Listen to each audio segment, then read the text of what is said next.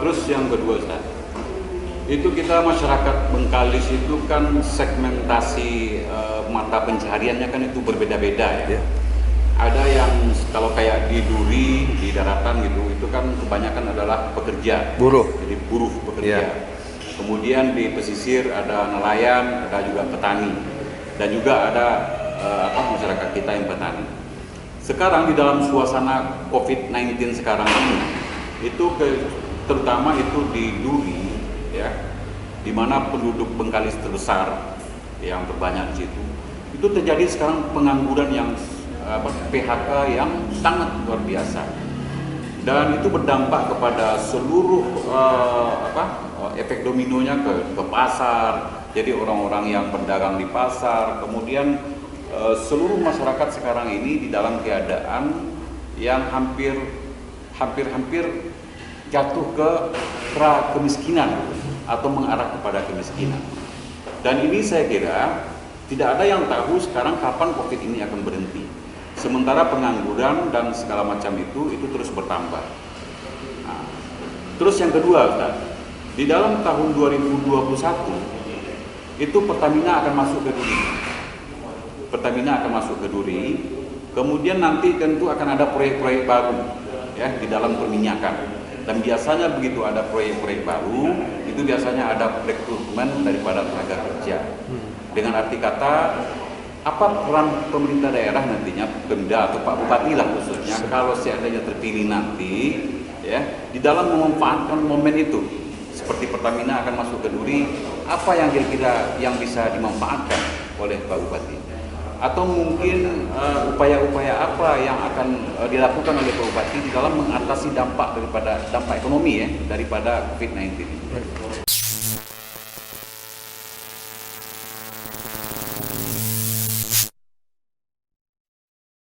Baik, terima kasih Pak Dokter.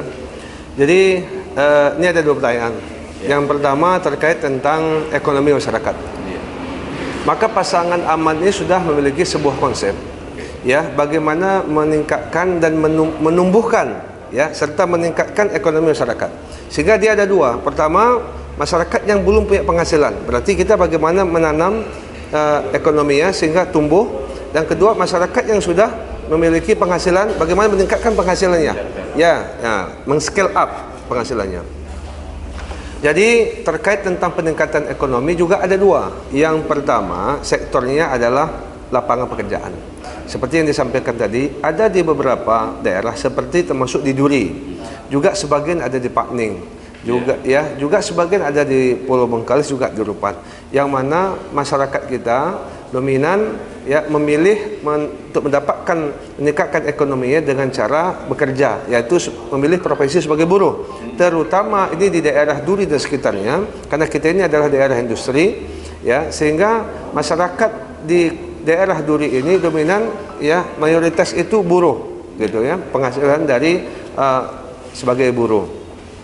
Jadi yang pertama, hari ini kita melihat dengan juga efek COVID-19, juga sebelum COVID ini juga sudah demikian, tren di Duri ini juga PHK besar-besarnya sudah terjadi.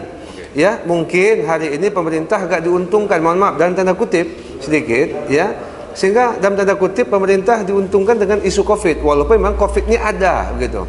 Sehingga kambing hitam lah. Iya, sehingga kadang-kadang COVID ini menjadi kambing hitam, ya.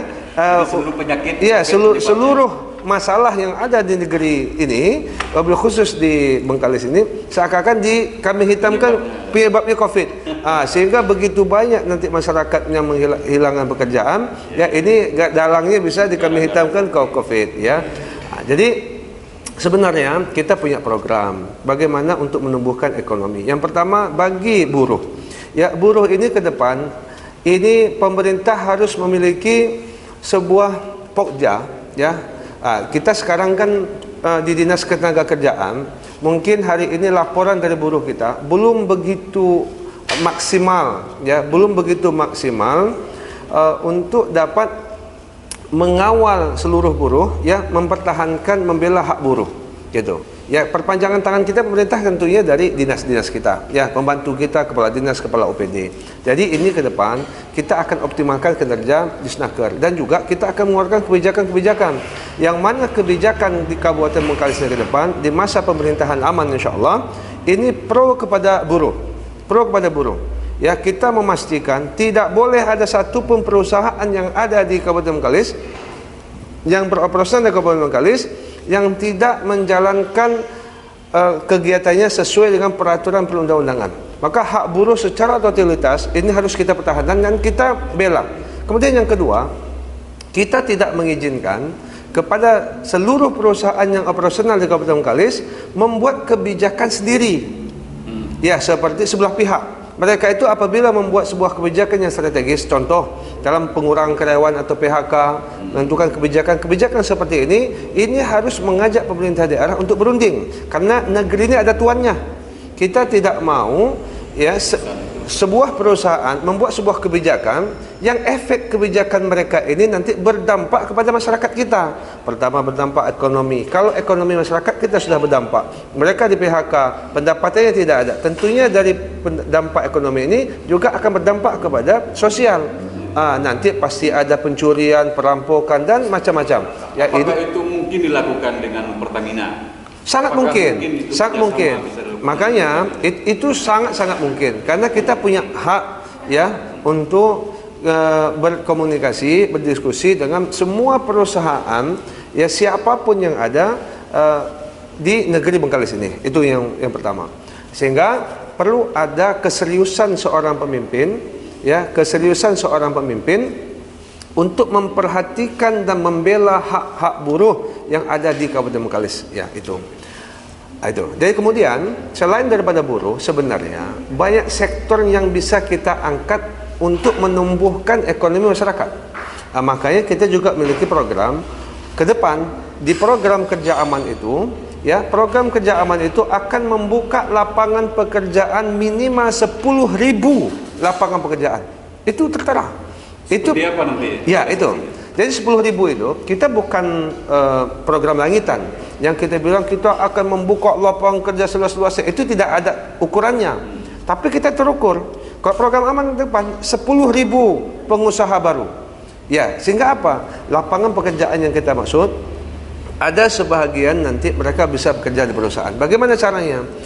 Kita ke depan Kabupaten Bengkalis di pemerintahan aman akan membangun BUMD di bidang migas.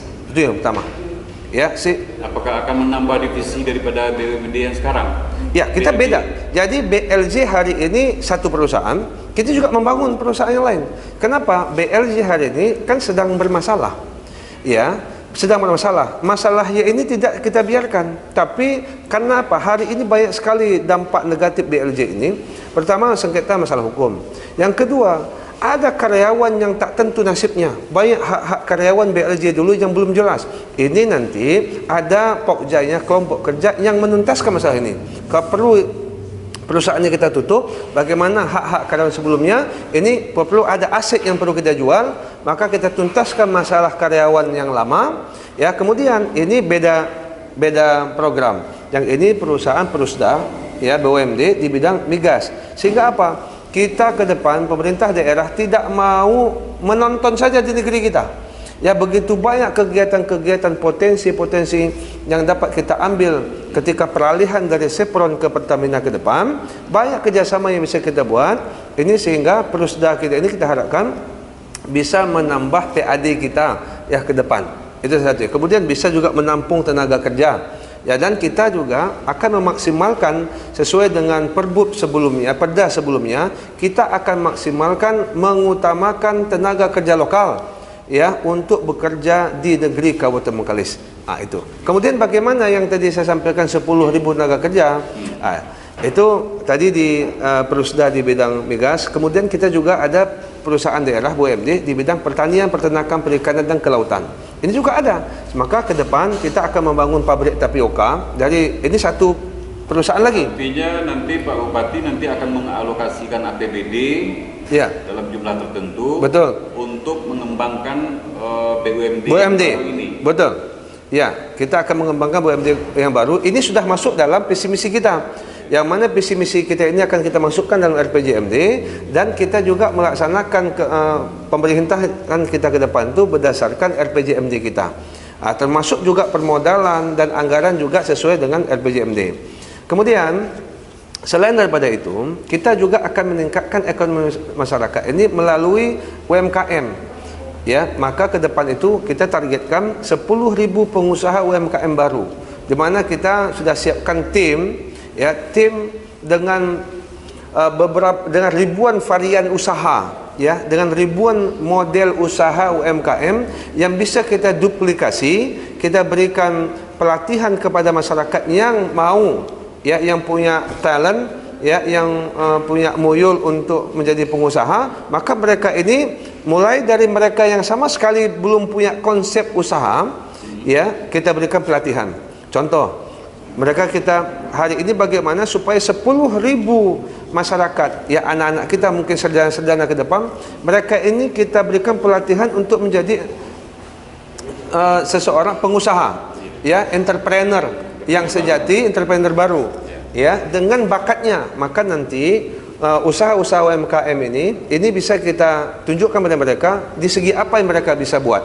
Kemudian masing-masing orang ini kita akan 10.000 ini akan kita jadikan manusia-manusia entrepreneur yang kreatif, ya, yang produktif.